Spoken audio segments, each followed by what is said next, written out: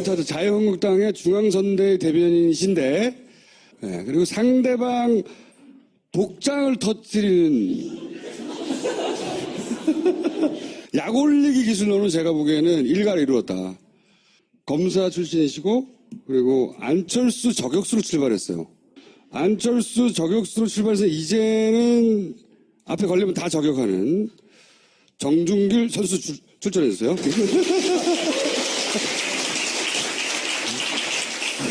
이때가 그 안철수 저격수 역할을 하다가 그때 성공적이지 못했어요. 그때 법원에 들어갔다 나오시다가 딱 걸린 사실인데. 저격도 못 해봤어요. 제가 저격당했습니다. 기억하시는지 모르겠는데 안철수 당시 후보를 자격이 없으니 물러나라고 5년 전이요? 네. 했던 사건이 있었습니다. 근데 그때 그게 어설프게 진행돼가 되치기 당한 다음에 힌트 하나만 드리면 택시였죠. 하여튼 그런 사건이 있었어요. 다 잊어버렸을 거야. 워낙 많은 사건들이 있었으니까. 그렇게 안철수 저격수로 출발을 했고 지금은 이제 자유한국당에 제가 보기에는 리틀 홍준표다. 그걸 좋아하실지 안 좋아하실지 모르겠지만 어떻게 대선 후보가 됐으니까 그분은. 자, 간단합니다. 일단 어제 토론 총평을 잠깐 해주시고 어제 거든 최근의 토론이든 총평해 주시고 그럼 누구 한 사람을 패던 다 패던 상관이 없어요. 저는 일단 지난 토론회가 네거티브보다는 정책 위주로 된 것이 참 긍정적이라고 생각을 합니다. 아무래도 우리 후보 좀 자랑을 하면 유머와 순발력이 돋보이는 토론이었다고 생각하고 네. 제일 재미나게 봤던 거는 그 안철수 후보였어요. 안철수 후보가 얼굴을 마주보고 질문을 하니까 제 얼굴 보고 질문하시네요. 이렇게 웃으면서 말씀하시는 게 되게 기억에 남고요. 또 많은 사실 국민들이 또 늦은 시간까지 하더라도 사실 볼 용의가 있으셨던 것 같은데 난 안 한다. 집에 갈란다. 그렇게 얘기하시는 모습이 참 유머스러웠던 것 같습니다. 유머 포인트만 짚지 말고 순발력 뭐 이런. 소신 상당히 있으셨던 것 같아요. 사실 대한민국의 현재 분위기에서 내가 존경하는 인물이 박정희다. 이렇게 얘기하는 거 이거 보통 용기 같고 어려운 거 아니에요? 근데 그런 이야기를 하신 거나 또는 탄핵 재판에 대해서 그 재판 그 결정문에 보면은 우리 법조인의 시각으로 봤을 땐 제가 변호사이기도 하거든요. 그래서 법조인의 시각으로 봤을 때는 좀 납득하기 어려운 부분을 이렇게 지적하는 것도 사실은 우리 홍준표 후보였기 때문에 가능한 게 아닌가 싶고 뭐 정치적인 관점에서 제일 중요하다고 생각하는 거는 사형제 얘기하셨잖아요. 그렇죠? 동성애 얘기하셨고 군 가산점 얘기를 했는데 뭐 여기 계신 분들은 이런 주요 테마에 대해서 어떤 생각 가지시는지 모르겠지만 뭐 요 세 가지가 어떻게 보면 보수적 가치를 가졌다고 생각하는 사람들 입장에서는 상당히 긍정적으로 생각하는 부분입니다. 그래서 그런 후보, 보수를 대표하는 후보로서 안정감 있는 모습을 보여주셨다고 그렇게 생각을 합니다. 그러면 토론회를 가장 못한 사람은 누구였습니까? 저는 안 같습니다. 왜 그렇게 생각하세요? 그래서 저는 과거에 저랑 악연이 있어서 그런지 이상하게 안철수 후보를 보면 걱정이 돼요. 어떤 걱정이냐면 나름대로 되게 똑똑하고 훌륭한 분이시긴 한데 아직도 들려 물었다. 당신이 무슨 말씀을 하시는데 내공이 좀 부족하다. 열심히 외워서 얘기하는 초등학생 같은 그런 느낌이라서 저기 조금 더 경륜을 보여주셔야 이 떨어지는 지지도를 회복할 텐데 더 떨어지겠구나 그런 걱정이 좀 들더라고요. 오늘 누구를 패시기로 했었어요, 그래서?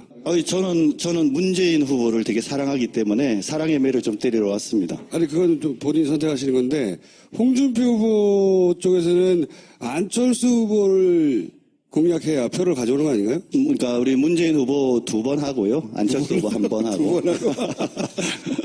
문재인 후보에 대해서는 저는 맨 처음 이제 시작된 게 이제 검증인과 네거티브가 참 어떤 차이가 있는지에 대해서 참 어려운 것 같아요. 그렇죠?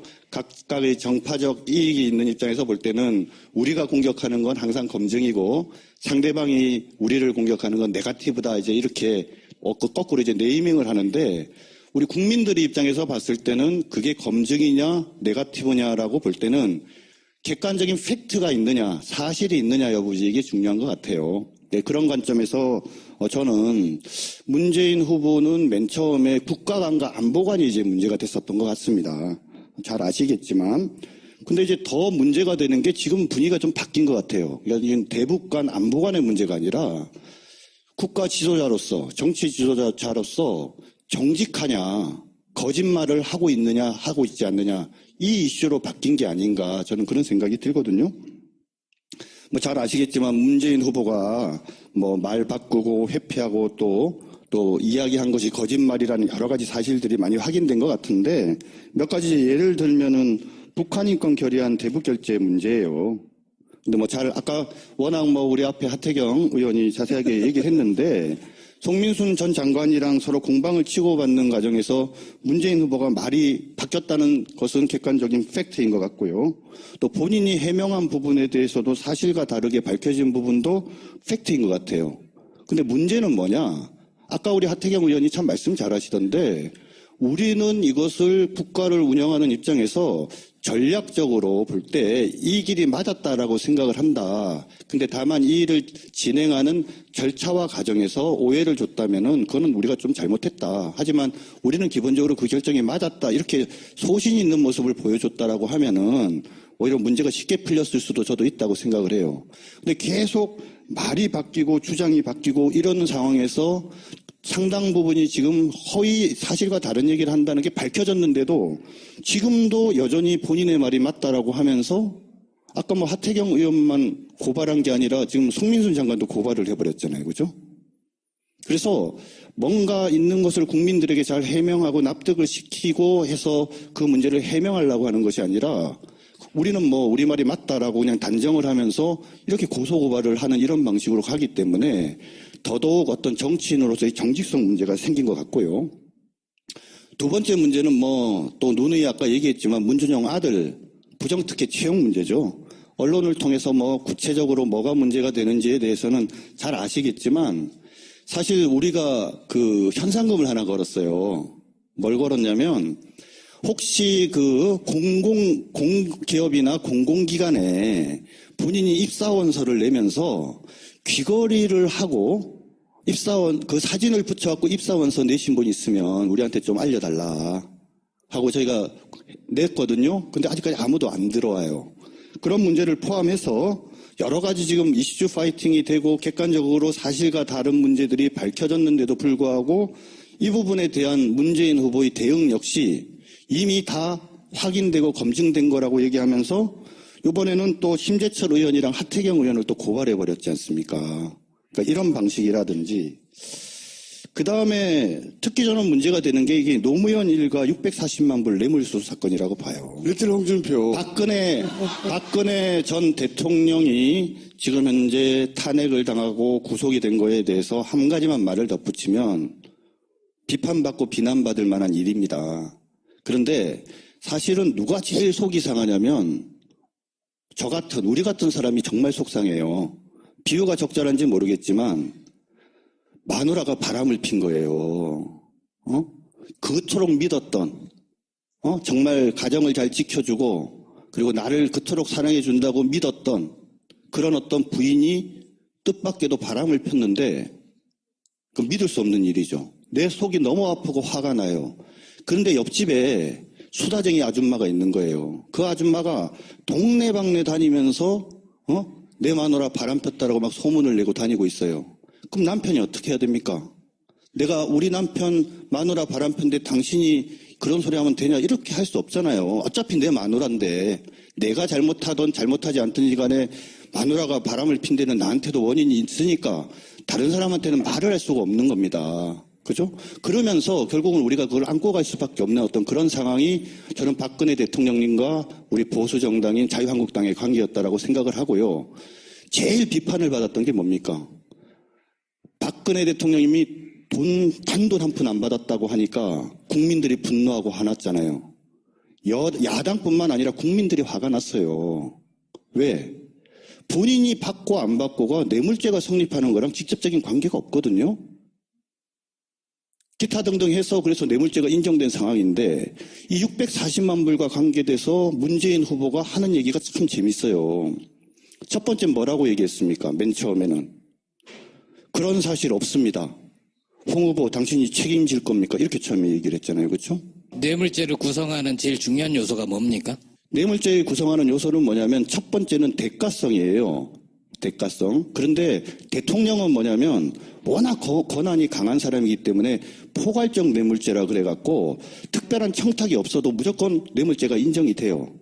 그러니까 노무현 대통령과 관계돼서 뇌물죄가 인정되는지 여부는 무슨 청탁이 있었는지 없었는지 여부는 논의의 대상이고 가장 중요하게 마지막 남은 게 뭐냐면 노무현 대통령님께서 거기에 관여를 하셨느냐 안 하셨느냐예요. 그걸 다 참으로 놓고 봐도 노무현 대통령이나 권양숙 여사나 노무현 대통령의 친척이 지금 대통령 하겠다는 게 아니잖아요. 저도 그러니까 그 질문을 대통령 드리고 싶은데, 후보가 네. 문재인이지 노무현이 아니잖아요. 조금 이따가 말씀드릴게요. 그 얘기는. 왜냐하면은 이제 그럼 이것이 왜 도대체 문재인 후보랑 관련이 있느냐라는 말씀이신 것 같은데 요 얘기만 마저 하고 말씀드릴게요. 마지막 40만 달러와 관련돼서도 역시 박연차 회장이 같은 취지로 얘기를 합니다. 그 다음에 그 과정에 노무현 대통령이 관여됐다라고 볼 수밖에 없는 사정들이 있는 거죠. 그럼 이제 이 질문이 당연히 나오겠죠. 그러면 도대체 문재인 후보는 당시에 본인이 받은 것도 아닌데 왜 책임을 져야 되냐 이 얘기 당연히 나오겠죠. 그렇죠? 근데 제가 거꾸로 한번 질문을 할게요. 자, 문재인 대통령이 혼자 대통령 되는 거예요? 첫 번째. 아니죠. 그렇죠? 문재인을 상징으로 하는 친노, 친문, 우리는 패권주의 세력이라고 표현하는데 그 정치 세력이 정권을 잡는 거죠. 그렇죠? 혼자 되는 게 아니란 말입니다. 자, 그렇다면은 그 정치 세력이 노무현 정부 하에 여러 가지 공과에 대해서 자유로울 수 있습니까? 자유로울 수 없는 거죠. 당연히 공도 계승하고 과도 계승을 해야 돼요. 그런데 나중에 비교를 해보시면 알겠지만 노무현 정권 하의 여러 정책과 현재 문재인 후보가 추진하겠다고 하는 정책은 상당히 유사합니다. 그런 측면에서도 공과를 다 받는 거죠. 문재인 후보는 당시에 노무현 정권에서 자타가 공인하는 2인자 아니었습니까? 그죠? 시민사회 수석, 민정수석 2번의 비서실장까지 하시고 그 누구도 다 인정하는 노무현 대통령의 최측근이었습니다. 근데 그런 분께서 아까도 말씀드렸지만 정상문 총무비서관이 문재인 후보의 직속 부하거든요. 그 사람이 거기서 100만 달러를 받았는데 그런 걸 전혀 몰랐다 하고 얘기할 때 그럼 우리가 그걸 선회해서 맞아 우리 문재인 후보는 훌륭하신 분이고 사슴같이 맑은 눈을 가지신 분이시기 때문에 아마 모르셨을 거야. 과연 이렇게 얘기할 수 있느냐는 거죠. 그래서 같이 나눠 먹었나요? 아니요. 640만 달러를 포함해서 이 문제는 뭐냐면 두 가지예요. 첫 번째는 책임의 문제이기도 하지만 무능력의 문제이기도 합니다. 그것뿐만 아니에요. 말 남김에 좀 더 얘기를 하면은 노무현 전 대통령 그 사돈의 음주 교통사고가 있었지 않습니까? 당시에 민정수석이었거든요. 근데 본인 하나도 몰랐대요. 보고받은 적 없대요. 그래서 본인이 그 책임으로부터 자유로울지 모르겠지만 본인 말대로 하면 본인은 무능한 사람인 거죠. 속을 잘 뒤집죠. 아유, 처음 우리 당 와서 얘기하는 건데 한번 들어봐 주세요. 대한민국을 도박장으로 만들었던 바다 이야기 사건 잘 아실 거예요. 바다 이야기.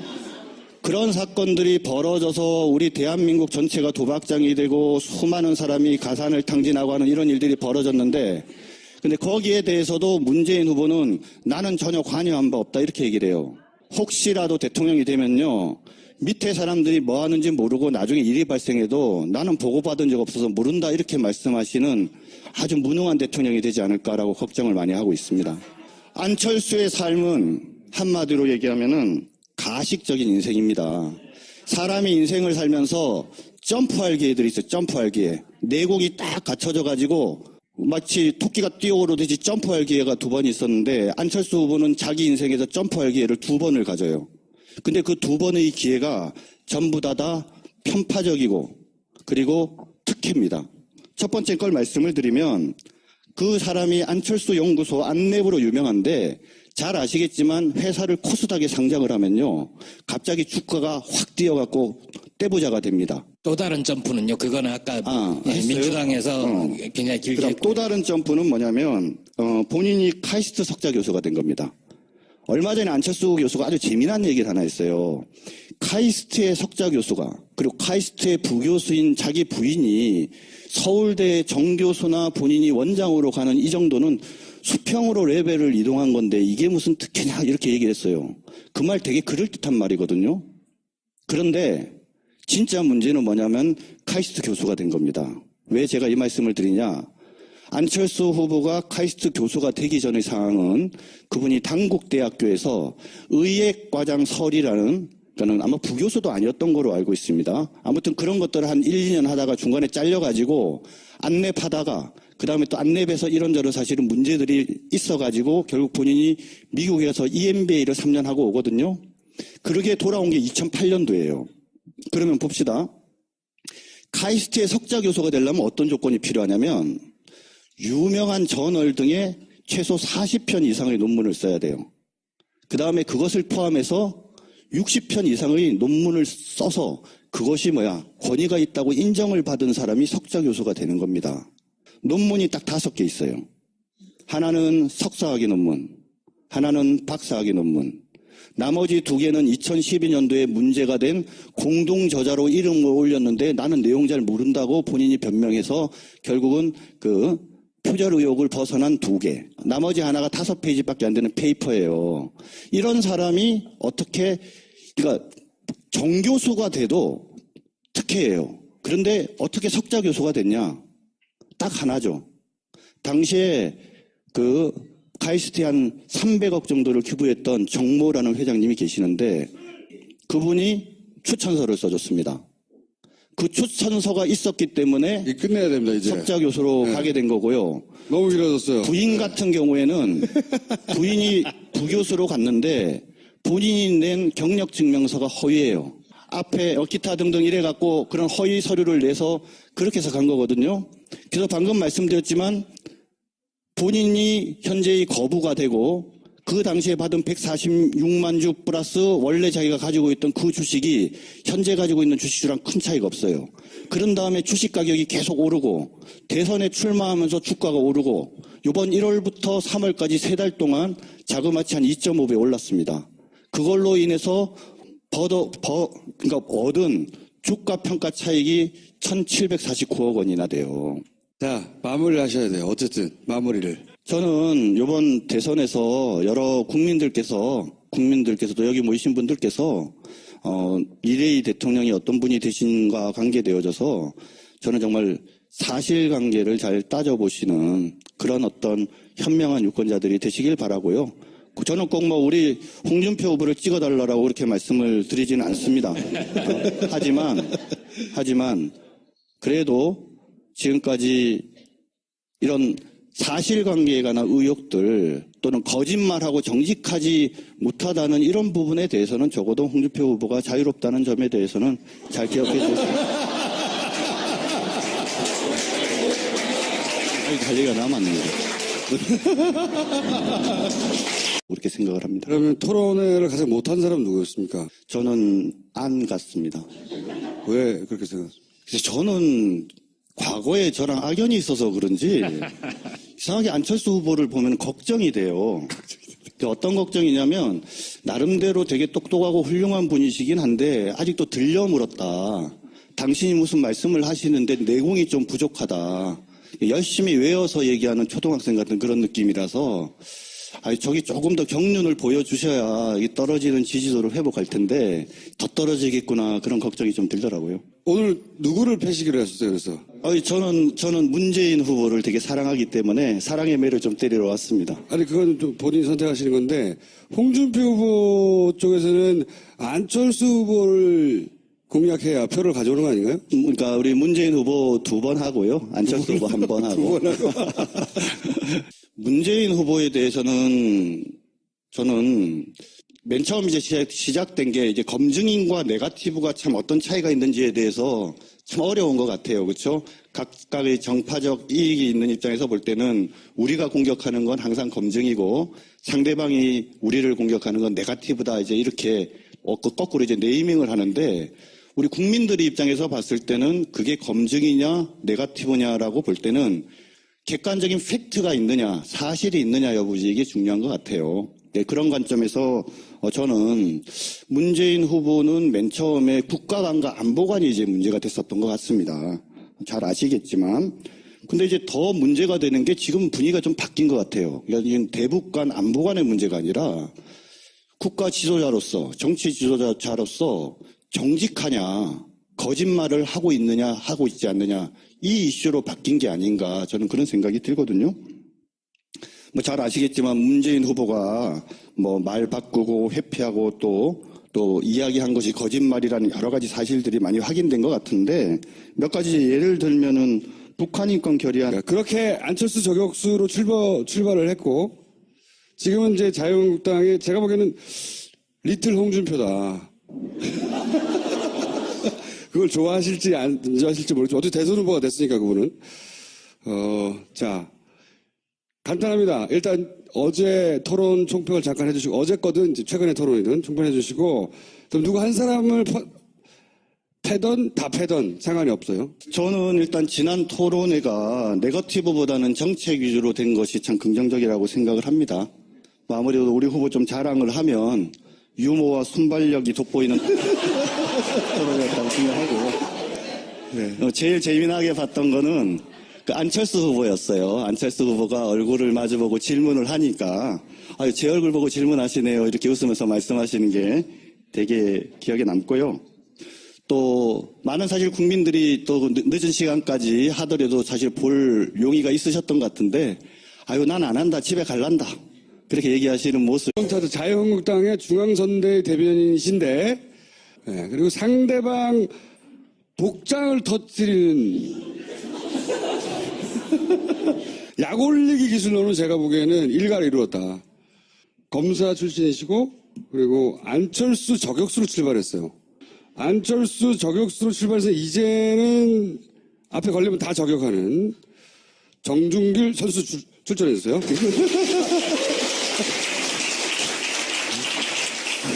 이때가 그 안철수 저격수 역할을 하다가 그때 성공적이지 못했어요. 그때 법원에 들어갔다 나오시다가 딱 걸린 사실인데. 저격도 못 해봤어요. 제가 저격당했습니다. 기억하시는지 모르겠는데 안철수 당시 후보를 자격이 없으니 물러나라고 5년 전이요? 예. 하여튼 사건이 있었습니다. 근데 그때 그게 어설프게 진행돼가 되치기 당한 다음에 힌트 하나만 드리면 택시였죠. 하여튼 그런 사건이 있었어요. 다 잊어버렸을 거야. 워낙 많은 사건들이 있었으니까. 참 유머스러웠던 것 같습니다. 유머 포인트만 짚지 말고 순발력 뭐 이런. 소신 상당히 있으셨던 것 같아요. 사실 대한민국의 현재 분위기에서 내가 존경하는 인물이 박정희다.